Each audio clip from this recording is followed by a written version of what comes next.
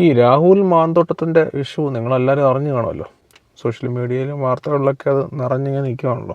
അതായത് റിനി എന്നെ തുടക്കമിട്ടിരിക്കുന്ന ആരോപണങ്ങൾ ഇത്തരത്തിൽ ദുരനുഭവം നേരിട്ട മുഴുവൻ സ്ത്രീകളും യുവതികളും ഏറ്റെടുക്കുന്ന ഒരു സാഹചര്യത്തിലേക്ക് മാറിയിരിക്കുന്നു. അതുകൊണ്ടാണ് സമീപകാലത്തൊന്നും ഒരു രാഷ്ട്രീയ നേതാവിനെതിരെ ഇത്രയധികം സ്ത്രീകൾ ഒരുമിച്ച് ഒരു കടന്നാക്രമണവുമായി കടന്നു വരുന്ന സാഹചര്യം ആരും കണ്ടിട്ടില്ല. ഗുരുതരമായ ആരോപണങ്ങൾ അതിൽ ഏറ്റവും എടുത്തു പറയേണ്ട കാര്യം, ഇവരാരും പോലീസിന്റെ രേഖാമൂലം ഒരു പരാതി നൽകിയിട്ടില്ല. പകരം ഇതുമായി ബന്ധപ്പെട്ട കാര്യങ്ങൾ സമൂഹ മാധ്യമങ്ങളിലൂടെയും അല്ലെങ്കിൽ മാധ്യമങ്ങൾക്ക് മുമ്പിലും പരസ്യമായി തന്നെ പ്രതികരിക്കുന്ന തരത്തിലേക്ക് കാര്യങ്ങൾ എത്തിയിരിക്കുക. അതാണ് പാർട്ടിയെ കൂടുതൽ പ്രസ്ഥാനമാണ് തീരുമാനിക്കേണ്ടത്. അവർ ധാർമ്മികത മുൻനിർത്തി അവരെന്താണോ ചെയ്തത് അത് മാത്രമേ ഞാൻ എടുക്കുന്നുള്ളൂ. അതായത് കൂടുതൽ അങ്ങനെ വേണം ഇങ്ങനെ വേണം അങ്ങനെ ഒരു ആഗ്രഹങ്ങളുണ്ട്. ഇപ്പോഴും ഞാൻ പറയുന്നത് ഈ പറയുന്ന വ്യക്തി ഇനിയെങ്കിലും നവീകരിക്കപ്പെടണം എന്നുള്ളത് തന്നെയാണ്. ഇപ്പോഴും ഒരു സുഹൃത്ത്, നല്ല സുഹൃത്തായിട്ട് തന്നെയാണ് കാണുന്നത്. ഇതൊരു വ്യക്തിപരമായ വിഷയമല്ല. അതിനകത്ത് എന്താണെന്ന് വെച്ചാൽ വന്നിട്ടുള്ള ആരോപണങ്ങൾ എന്തായാലും അത് നിരന്തരം പല ആരോപണങ്ങൾ വരുവാണല്ലോ. അപ്പൊ അത് പ്രൂവ് ചെയ്യേണ്ട ഒരു കാര്യമുണ്ട്. അതായത് ഇപ്പൊ പറയുന്നു, ഇപ്പൊ ന്യൂസുകളിലൊക്കെ വന്ന ചില ഓഡിയോ ക്ലിപ്പൊക്കെ വരുന്നു. അതൊക്കെ ഗുരുതരമായ ആരോപണമാണല്ലോ. അപ്പൊ ഞാൻ ഉന്നയിച്ചിട്ടുള്ള കാര്യങ്ങളൊന്നും അത്രയും ഗുരുതരമാണെന്ന് ഞാൻ പറയുന്നില്ല. വളരെ ഗുരുതരമായ ആരോപണങ്ങളാണല്ലോ. അപ്പൊ ഇത് ബേസിക്കലി സ്ത്രീകൾക്ക് വേണ്ടിയുള്ള ഒരു പോരാട്ടം എന്ന രീതിയിലാണ് കാണുന്നത്.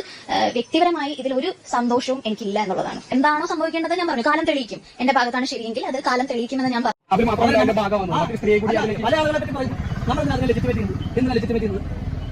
ഇത് ആർക്കെതിരെയും പറയാൻ പറ്റുന്ന കാര്യങ്ങളല്ല. ആർക്കെതിരെ പറയും രാഹുൽ മാത്രമല്ല, മറ്റൊരു സ്ത്രീ കൂടി അതിന്റെ ഭാഗം മാധ്യമപ്രവർത്തക സ്ത്രീ കൂടി ഇതിലേക്ക് വലിച്ചിറക്കപ്പെടുന്ന പലരുടെ പേര് ഇങ്ങനെ പറഞ്ഞ് ഞാൻ ചോദിക്കുന്നത് അവർക്ക് നിയമവിരുദ്ധമായി എന്തെങ്കിലും കാര്യങ്ങളെ പറ്റി അവർക്ക് അറിവുണ്ട്. അവർ നിയമപരമായി പോകട്ടെ, അതല്ലേ ഇതിന്റെ മാന്യത. അതല്ലാതെ മുഖമില്ലാതെ എത്ര കാലമായി തുടങ്ങിയിട്ട്. അപ്പം വയനാട് കഴിഞ്ഞു, അതിന് മുന്നുള്ള വ്യാജ തിരിച്ചറിയിക്കാൻ കഴിയും. ഇങ്ങനെ ഓരോ മാസം ഓരോരോ കാര്യങ്ങൾ ഇങ്ങനെ പറഞ്ഞുകൊണ്ടിരിക്കുക എന്ന് പറയുന്നത് നല്ല വലിയ ഭൂരിപക്ഷം കിട്ടി. അതിന്റെ ഒരു പ്രശ്നം നമ്മളോ പാലക്കാടോ നാട്ടിലെ ജനങ്ങളോ ഇതൊന്നും കൺസേൺ അല്ല. ഹൂ കേസ്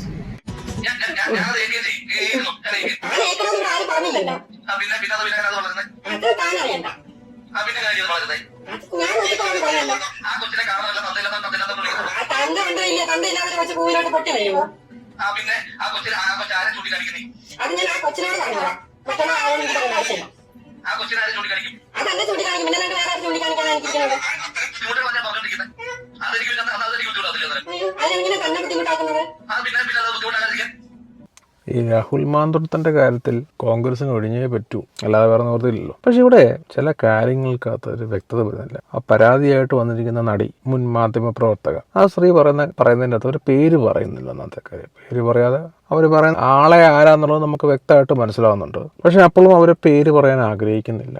അയാളുടെ നന്മയാണ് ഞാൻ ആഗ്രഹിക്കുന്നത്, ഒരു തെറ്റ് തിരുത്തല്ല. അയാളുടെ തെറ്റുകൾ തിരുത്തി മുമ്പോട്ട് വരണം. നിയമ നടപടിയിലോട്ട് പോകാൻ പുള്ളിക്കാരത്തിക്ക് താല്പര്യമില്ല എന്ന് പുള്ളിക്കാരത്തി എല്ലാ മീഡിയയോടും പറയുന്നുണ്ട്. അതെന്താ അങ്ങനെ പറയുന്നത്? നമുക്കൊരു പ്രശ്നം വന്നാൽ നമ്മൾ പോലീസിൽ കംപ്ലയിൻറ്റ് ചെയ്യണ്ടേ? അപ്പം പറയും പോലീസിൽ വിശ്വസ്തത ഇല്ലാത്തതുകൊണ്ടാന്ന് പറയും. രാഹുൽ മാന്തോട്ടത്തിന്റെ കാര്യത്തിൽ പോലീസിൽ കംപ്ലയിൻറ്റ് ചെയ്ത് കഴിഞ്ഞാൽ വിശ്വസ്തതയൊന്നും പ്രശ്നമുള്ള കാര്യമല്ല. സംസ്ഥാന സർക്കാർ അങ്ങനെ ഒരു കേസ് കിട്ടാൻ വെയിറ്റിംഗ് ആണ്. ഇപ്പം കോൺഗ്രസ് രാഹുലിന്റെ കേസാകുമ്പം അത് എടുക്കാൻ അവർക്ക് സന്തോഷമേ കാണുള്ളൂ. ഇവിടെ പറയുന്നത് അദ്ദേഹത്തിന്റെ നന്മയാണ് ആഗ്രഹിക്കുന്നത്. നന്മ ആഗ്രഹിക്കുന്നുണ്ടെങ്കിൽ പുള്ളിക്കാരത്തി പറയുന്നുണ്ട് ഇയാളെ ഇപ്പോൾ ഇങ്ങനെ മുതിർന്ന സ്ഥാനത്തോട്ടൊക്കെ വരുന്നത് അത് ശരിയല്ല എന്ന് പൊളിറ്റിക്കൽ പാർട്ടിയുടെ ഉന്നത സ്ഥാനത്ത് നിൽക്കുന്നവരോട് എല്ലാം പറഞ്ഞിട്ടുണ്ട്. പക്ഷേ അപ്പോഴൊരു ചോദ്യമുണ്ട്, MLA ആയിട്ട് ഇദ്ദേഹം മത്സരിച്ചപ്പോൾ ഇവർക്ക് അന്ന് വേണമെന്നുണ്ടെങ്കിൽ മീഡിയയിൽ പറയാമായിരുന്നല്ലോ.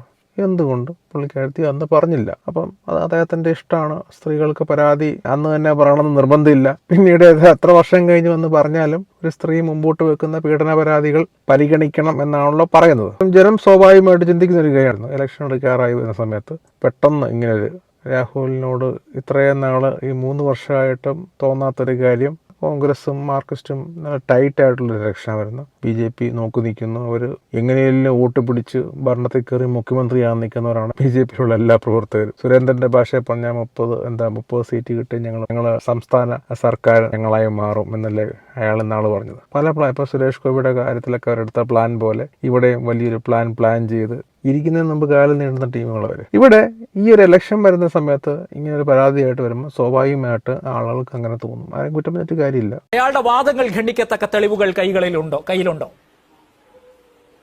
ഞാൻ അങ്ങനെ പറഞ്ഞിട്ടില്ല. പിന്നെ തെളിവുകൾ എന്ന് പറയുന്നത് ഞാൻ ആദ്യമേ പറഞ്ഞല്ലോ, എനിക്ക് വലിയ പ്രശ്നങ്ങളൊന്നും ഉണ്ടായിട്ടില്ല. അതുകൊണ്ട് എനിക്ക് ഭീകര തെളിവുകളൊന്നും ഇതിനകത്ത് വെക്കാൻ പറ്റില്ല. പക്ഷെ എനിക്ക് വലിയ പ്രശ്നങ്ങളൊന്നും ഉണ്ടായിട്ടില്ല. അതുകൊണ്ട് എനിക്ക് ഭീകര തെളിവുകളൊന്നും ഇതിനകത്ത് വെക്കാൻ പറ്റില്ല. ഇയാൾ എങ്ങനെയാണ് നിങ്ങളെ അപ്രോച്ച് ചെയ്തത്? സോഷ്യൽ മീഡിയയിൽ വഴിയുള്ള പരിചയമായിരുന്നു. നേരിട്ട് അറിയില്ലായിരുന്നു. ഇതുവരെയും നേരിട്ട് സംസാരിച്ചിട്ടില്ല, കണ്ടിട്ടില്ല, അറിയില്ല. ഉണ്ടാവുന്ന ഒരു കാഷ്വൽ വേയിലും അങ്ങനെയല്ല. ഇവിടെ ഈ സ്ത്രീ പറയുന്നത് ഞാൻ പറഞ്ഞില്ലേ, അവർക്ക് രാഹുലിനെ തിരുത്തണമെന്ന് മാത്രമേ ഉള്ളൂ. ലീഗലി മൂവ് ചെയ്യാൻ അവർക്ക് താല്പര്യമില്ലെന്ന് പറയാം. പിന്നീടൊരു സാഹിത്യകാരി, എഴുത്തുകാരി എന്നൊക്കെ പറയുന്നൊരു സ്ത്രീ, അവർ പരാതിയായിട്ട് വന്നിട്ടുണ്ട്. അവരോട് സംസാരിച്ചതിൻ്റെ ഇത് രാഹുൽ കുട്ടിയെ നശിപ്പിക്കാനൊക്കെ രാഹുൽ പറഞ്ഞു എന്നാണ് പറഞ്ഞത്. ആ ചാറ്റൊക്കെ എടുക്കുമ്പോഴും ഈ ചാറ്റിൽ നിങ്ങൾ ശ്രദ്ധിച്ചു നിർത്തില്ല, രാഹുൽ എന്നുള്ള പേരാണ്. രാഹുൽ മാന്തോട്ടം, രാഹുൽ ഏട്ടൻ എന്നൊക്കെ പറഞ്ഞാണ് ഓരോ ചാറ്റുകൾക്കകത്ത് മീഡിയയിൽ വന്നു പോകുന്നത്. അപ്പോഴൊരു ചോദ്യമുണ്ട്. ഇപ്പോൾ എൻ്റെ കയ്യിലൊരു ഫോണുണ്ട്, എൻ്റെ യൂസ് ചെയ്യുന്ന ഫോൺ, ഇതെൻ്റെ സെക്കൻഡ് ഫോൺ. ഈ സെക്കൻഡ് ഫോണിൻ്റെ അകത്ത് എൻ്റെ മൈ പേഴ്സണൽ ഫോൺ ഈ ഫോണിൽ എഴുതിയിരിക്കുന്നു വെച്ച് അത് ഞാൻ എഡിറ്റ് ചെയ്തിട്ട് രാഹുൽ മാങ്കൂട്ടത്തിൽ എന്നെഴുതി വെച്ച് കഴിഞ്ഞാൽ ഈ ഫോണിൽ നിന്ന് ഞാൻ കോളിംഗ് കൊടുത്തു കഴിഞ്ഞാൽ ഈ മിസ് കോൾസ് എല്ലാം രാഹുൽ മാങ്കൂട്ടത്തിൽ നിന്ന് കിടക്കും. ഞാനിവിടുന്ന് ടൈപ്പ് ചെയ്ത് വിടുന്ന കാര്യങ്ങളെല്ലാം ഞാൻ തന്നെ തിരിച്ചതിന് മറുപടി കൊടുക്കുകയാണെന്നുണ്ടെങ്കിൽ രാഹുൽ മാങ്കൂട്ടമായിട്ടുള്ള സംസാരം ഞാൻ നടത്തിയതിൻ്റെ പ്രൂഫാണ് ചാറ്റ്. അപ്പോൾ രാഹുൽ മാങ്കൂട്ടത്തിൽ ഫോട്ടോ സഹിതമുണ്ട്. നമുക്കൊരു തെളിവായിട്ടത് അംഗീകരിക്കണമെന്നുണ്ടെങ്കിൽ ഇവിടെ ഫോട്ടോ സഹിതം പേരല്ല വരേണ്ടത്, ഇവിടെ നമ്പർ വരണം. ഇവിടെ ഈ രാഹുൽ മാങ്കൂട്ടത്തിൽ എന്നുള്ള എഴുത്ത് മാറിയിട്ട് ഇവിടെ അദ്ദേഹത്തിൻ്റെ യൂസ് ചെയ്യുന്ന നമ്പർ, അദ്ദേഹത്തിൻ്റെ ഫോണിൻ്റെ നമ്പറോടെ വരണം. എന്നാലേ ഉള്ളൂ നമുക്ക് ആ ഫോൺ നമ്പർ വെരിഫൈ ചെയ്യണം. വെരിഫൈ ചെയ്യുമ്പോൾ രാഹുൽ മാങ്കൂട്ടത്തിൻ്റെ ആണെന്നുണ്ടെങ്കിൽ അദ്ദേഹത്തിൻ്റെ വാട്സപ്പ് ചാറ്റാണ്, അദ്ദേഹത്തിൻ്റെ ഫോണിൽ നിന്ന് വന്ന് വാട്സപ്പ് ചാറ്റായിട്ട് നമുക്ക് കോട്ടി പ്രസൻറ്റ് ചെയ്യാം. അല്ലാതെ ഇപ്പോൾ ഒരു പേര് വെച്ചിട്ട് അതിപ്പോൾ നരേന്ദ്രമോദി ഇവിടെ എഴുതി വെച്ചാൽ ഞാൻ സ്ക്രീനിൽ കാണിക്കുമ്പോൾ നരേന്ദ്രമോദി ആയില്ലേ, പിണറായി വിജയൻ എഴുതി കാണിച്ചാൽ പിണറായി വിജയൻ ആയില്ലേ, ആലോചിച്ച് എനിക്ക് ആർക്കുമെന്ന് പറയാൻ പറ്റില്ല. അപ്പോൾ അതൊന്ന് വ്യക്തത വരുത്തേണ്ട കാര്യമുണ്ട്. അല്ലാതെ ഇങ്ങനെ പറഞ്ഞെങ്ങനെ ഈ പറഞ്ഞ വ്യക്തിയുടെ പരാതിയെ അവഗണിക്കുകയല്ല. പക്ഷേ ഇങ്ങനെ വരുന്ന കാര്യങ്ങൾ നമ്മളെപ്പോഴും ആ നമ്പർ വെച്ച് വേണം സ്ക്രീൻ റെക്കോർഡർ ഓൺ ആക്കാൻ. നമ്മൾ ആ വ്യക്തിയുടെ നെയിം നമ്മൾ സേവ് ചെയ്യുന്ന നെയിം ഡിലീറ്റ് ചെയ്ത് കളയുക. അപ്പം നമുക്ക് നമ്പർ അവിടെ വരും, പിന്നീട് നമ്പർ അവിടെ വരുന്ന, പിന്നീട് നമ്മൾ സ്ക്രീൻ റെക്കോർഡർ കാണിക്കുമ്പോൾ ആ വ്യക്തിയുടെ നമ്പർ, പിന്നീട് നമുക്ക് വേണമെന്നുണ്ടെങ്കിൽ പേരിട്ട് തന്നെ സേവ് ചെയ്തിട്ട്, അപ്പോൾ നമുക്ക് അത് എവിഡൻസ് ആയിട്ട് മാറ്റുമ്പോൾ നമുക്ക് ഈ നമ്പർ സഹിതം വേണം. അതുകൊണ്ട് ഞാൻ പറഞ്ഞ പോലെ ഒരു അങ്ങനെ ചെയ്താൽ എന്ത് ചെയ്യും, ഞാനിപ്പം സേവ് ചെയ്തിട്ടിരിക്കുന്ന നമ്പേഴ്സ് എനിക്കിഷ്ടമുള്ള ആൾക്കാരുടെ സെലിബ്രിറ്റീസിൻ്റെ ഒക്കെ പേരങ്ങ് ഇട്ട് കൊടുത്തിട്ടില്ലേ, എന്തുകൊണ്ടും ആകാമല്ലോ. പിന്നെ വോയിസിൻ്റെ ക്ലാരിഫിക്കേഷൻ, ഇതൊക്കെ നമുക്കങ്ങനെ ഒരു പരാതി ഉണ്ടെന്നുണ്ടെങ്കിൽ ഞാൻ പറയുന്നത് പോലീസിൽ പോയി അത് കേസാക്ട് ചെയ്യണം. മീഡിയയിൽ വന്നിങ്ങനെ പറയുന്നതൊന്നും വലിയ യോജിപ്പില്ല, അത് ഒരു ശരിയായ നടപടിയല്ല. രാഹുലിനെ പോലുള്ള ഒരാളെ അടിച്ചിരുത്താൻ ഇതുകൊണ്ടൊന്നും പറ്റുമെന്ന് എനിക്ക് തോന്നുന്നില്ല. അയാൾ വളരെ ബോൾഡായിട്ടൊരു മനുഷ്യനാണ്. നമുക്കറിയാം മുകേഷ് MLA-ക്കെതിരെ പ്രശ്നം വന്നപ്പോൾ മുകേഷ് എന്ത് ചെയ്ത് MLA സ്ഥാനം ഒഴിഞ്ഞു. പാർട്ടി എന്താ പറഞ്ഞത്, MLA സ്ഥാനം ഒഴിയേണ്ട ആവശ്യമില്ലെന്നല്ല പറയും.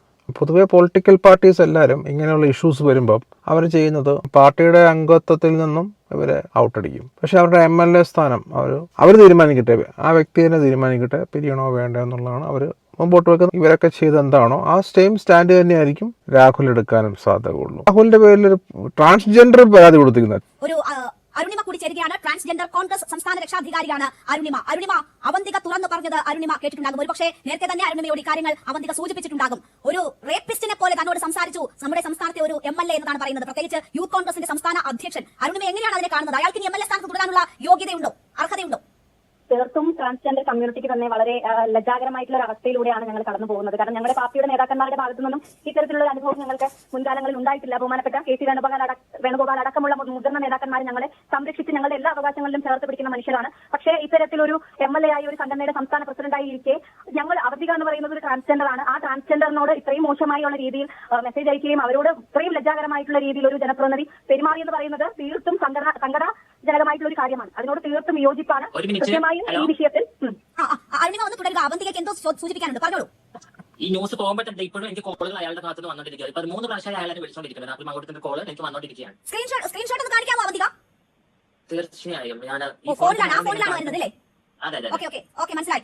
അവന്തിക നമ്മളോടൊപ്പം സൂമിലാണ് ജോയിൻ ചെയ്തിരിക്കുന്നത്, ഫോണിൽ സൂം ആപ്പിലൂടെയാണ് ജോയിൻ ചെയ്തിരിക്കുന്നത്. അതുകൊണ്ടാണ് ഇപ്പോൾ കാണിക്കാൻ പറ്റാത്തത്. എന്തായാലും ഇപ്പോഴും MLA അവന്തികയെ വിളിച്ചുകൊണ്ടിരിക്കുന്നു എന്നതാണ് അവന്തിക പറയുന്നത്. കഴിഞ്ഞ തവണ ഇന്ന് വാർത്താ സമ്മേളനത്തിന് മുൻപ് കുറേയധികം തവണ വിളിച്ചിരുന്നു. അതിനുശേഷം വിളിക്കുമ്പോൾ വാർത്താ സമ്മേളനം കഴിഞ്ഞിട്ട് വിളിക്കാം എന്നതായിരുന്നു രാഹുൽ മാങ്കൂട്ടത്തിൽ പറഞ്ഞതെന്നാണ് ഇപ്പോൾ രാഹുൽ മാങ്കൂട്ടത്തിൽ ആവർത്തിച്ച് അവന്തികയെ വിളിക്കുന്നു എന്നതാണ്. അവന്തിക ഭയപ്പാട് വേണ്ട, അവന്തികയോടൊപ്പം കേരള സമൂഹം ഒന്നാകെ ഉണ്ട് എന്നതേ എനിക്കിപ്പോൾ പറയാൻ പറ്റുള്ളൂ. ന്യൂസ് 18ലൂടെയാണ് അവന്തിക തുറന്നു പറച്ചിൽ നടത്തിയിരിക്കുന്നത്. അതിന്റെ ഒരു ഉത്തരവാദിത്വം ഞങ്ങൾക്കുമുണ്ട്. ഞങ്ങളും ആ ഒരു സംരക്ഷണത്തിന് ബാധ്യതപ്പെട്ടവരാണ്. അരുണിമയ്ക്കൊപ്പം അവസാനം വരെയും ഉണ്ടാകും എന്നത് മാത്രമേ നമുക്കിപ്പോൾ പറയാനുള്ളൂ. ദയവായി തുടരുമ്പോൾ 5:30 അവന്തികയെ വിളിച്ചതിന്റെ സ്ക്രീൻഷോട്ടാണ്. 5:30 ഈ ചർച്ച നടക്കുമ്പോൾ ഇതിൽ തുറന്നു പറച്ചിൽ നടത്തുമ്പോൾ അവന്തികയെ രാഹുൽ മാങ്കൂട്ടത്തിൽ വിളിച്ചതിന്റെ സ്ക്രീൻഷോട്ടാണ് നമ്മൾ കാണുന്നത്.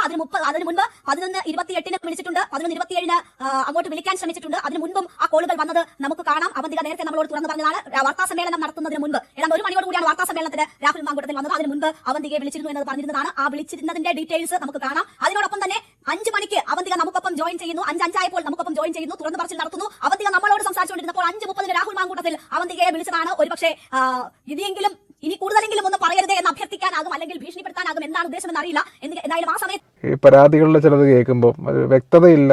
ട്രാൻസ്ജെൻഡർ പറയുന്നത് അവരോട് പറഞ്ഞതിനൊക്കെ വാട്സപ്പ് കോളും മറ്റതിൽ കൂടെയാണ്, ഒന്നും തെളിവില്ല എന്നാണ് അവർ പറയുന്നത്. കുട്ടികൾ വന്ന് പറയുന്ന പരാതി അവരുടെ വിഷമം കൊണ്ട് പറയുന്നില്ല. ശരിയോ തെറ്റോ എന്നുള്ള പരിശോധിക്കണം. ഒരു സ്ത്രീ മുമ്പോട്ട് വന്ന് പരാതി പറയുന്നു, ഒന്നിൽ കൂടുതൽ സ്ത്രീകൾ വന്ന് പറയുന്നു, ഇപ്പം ട്രാൻസ്ജെൻഡർ പറയില്ല, അത് പോലീസ് കേസെടുത്ത് അന്വേഷിക്കേണ്ടതാണ്. രാഹുൽ ഇത് ചെയ്തിട്ടില്ലെന്നുണ്ടെങ്കിൽ അയാളുടെ പൊളിറ്റിക്കൽ കരിയർ ലൈഫിനെയൊക്കെ ബാധിക്കില്ല. തെറ്റ് ചെയ്തിട്ടുണ്ടെങ്കിൽ അയാൾക്കെതിരെ നിയമ നടപടിയോട്ട് പോട്ടെ. ഈ ഏറെ കയറ്റി വെച്ച് ഊഹാപോഹങ്ങളിലൂടെ പോകേണ്ട ആവശ്യമില്ല. അത് ശരിയായ നടപടിയല്ല. സ്ട്രോങ് ആയിട്ട് എല്ലാവരും വന്ന് പറയുന്നത്, ആർക്കും കേസ് കൊടുക്കാൻ താല്പര്യമില്ല. രാഷ്ട്രീയത്തിൽ ഇങ്ങനത്തെ ഒരുപാട് കളികൾ നടക്കുന്നുണ്ട്. ഇത് അങ്ങനെയാണോ ഒന്നും നമുക്കറിയത്തില്ല. ആകാം, ആകാതിരിക്കാം. അതൊക്കെ തെളിയിക്കപ്പെടേണ്ട കാര്യങ്ങളാണ്. ഈ ചാനൽ ചർച്ചകളിൽ കൂടെ ഫേമസ് ആയ ഒരു വ്യക്തിയാണ് രാഹുൽ മാങ്കൂട്ടം. അതിന് മുമ്പും എനിക്ക് ഇത്ര പരിചിതമല്ല. പക്ഷേ പിന്നീട് കോൺഗ്രസിൻ്റെ പല വിജയങ്ങൾക്കും പുള്ളി നല്ലോണം പ്രവർത്തിച്ചിട്ടുള്ള വ്യക്തിയാണെന്ന് എനിക്ക് മനസ്സിലായി. എല്ലാവർക്കും നല്ല അഭിപ്രായമുള്ളൊരു വ്യക്തിത്വമാണ്. അയാൾ സ്ട്രോങ് ആയിട്ട് നിലപാടുകൾ സംസാരിക്കുന്നവരാണ്. അത് എതിർപക്ഷത്തിലുള്ള പൊളിറ്റിക്കൽ പാർട്ടീസിനൊന്നും അത്ര ദഹിച്ചിട്ടില്ല. അവർ എപ്പോഴും പുള്ളിയെ വളരെ മോശമായിട്ട് തന്നെ പറയുന്നു. രാഹുലിനെതിരായിട്ട് ഇപ്പം പരനാറി എന്നുള്ള പരാമർശമായിട്ട് രാഹുൽ ചെയ്തത് ശരിയോ തെറ്റോ എന്നുള്ള പരിശോധിക്കേണ്ടിരിക്കുന്ന കാര്യങ്ങളാണ്. ഈ വന്ന് പരാതി പറഞ്ഞിരിക്കുന്ന പെൺകുട്ടികളുടെ പരാതി തള്ളിക്കളയേണ്ട ആവശ്യമൊന്നുമില്ല, അത് പരിശോധിക്കണം. പക്ഷേ ഈ പരനാറി എന്നൊക്കെ പറഞ്ഞുകൊണ്ടുള്ള പ്രയോഗങ്ങൾ ഇന്നത്തെ ഒരു സമൂഹത്തിന് യോജിച്ച ഒരു കാര്യമില്ല. പബ്ലിക് സ്പേസ് നിന്നുകൊണ്ട് ഇങ്ങനെ പറയുമ്പം നമ്മൾ തലമുറയുള്ള കുട്ടികളെല്ലാം പിഴയാണ്, അവരൊന്നും സംസാരിക്കുന്ന രീതി ശരിയല്ല, തെറ്റാണ്, ഇതൊക്കെയല്ല അവർ പഠിക്കുന്നത്. നമ്മുടെ ഒരു സമൂഹത്തിൽ എന്താണ് കാണിച്ചു കൊടുക്കുന്നത്? പക്ഷേ നമ്മൾ മനസ്സിലാക്കണം, നമ്മുടെ സമൂഹം ഒരുപാട് കുട്ടികളൊക്കെ ഇത് കാണുന്നുണ്ട്, TV കാണുമ്പോൾ. അപ്പോൾ അവരെന്താ ഇതിനകത്ത് പഠിക്കേണ്ടത്? പരനാറ് നല്ല വേർഡാണ്. നാളെ മുതൽ സ്കൂളുകളിൽ തൻ്റെ ഒരു കൂട്ടുകാരൻ സ്കൂളിൽ കുട്ടികൾ അങ്ങോട്ടും ഇങ്ങോട്ടും പരനാറി, ഇപ്പോൾ സാറന്മാർ ഇന്റർവെൻസ് കൊടുക്കാതിരിക്കും, കോളേജിൽ പിള്ളേർ പരനാറി എന്ന് കൊണ്ട് പറയുമ്പോൾ ആ അധ്യാപകനെ അങ്ങനെ വിളിക്കുമ്പോൾ ആ അധ്യാപകൻ എന്താണ് ചെയ്യേണ്ടത്? ഇങ്ങനെയുള്ള പദങ്ങളൊക്കെ ഒഴിവാക്കുക. സഭ്യമായ രീതിയിലുള്ള സമരമുറകളിലോട്ട് പോവുക. അവരോട് പറയാനത് കേൾക്കാൻ ഉള്ള സമയമില്ലല്ലോ.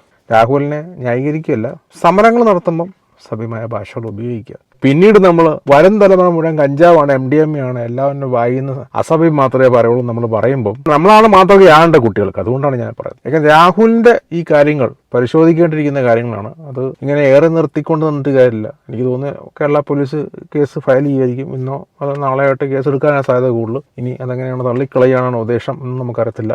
പരാതി തന്ന വ്യക്തിയെ വിമർശിക്കാനൊന്നുമല്ല ഞാൻ ഈ വീഡിയോ ചെയ്യുന്നത്. Something is wrong somewhere. എവിടെയൊക്കെയോ എന്തൊക്കെയോ ഈ പറഞ്ഞു പോകുന്ന കാര്യങ്ങൾക്കകത്തൊരു കട്ട് ഫീൽ ചെയ്യുന്നുണ്ട്.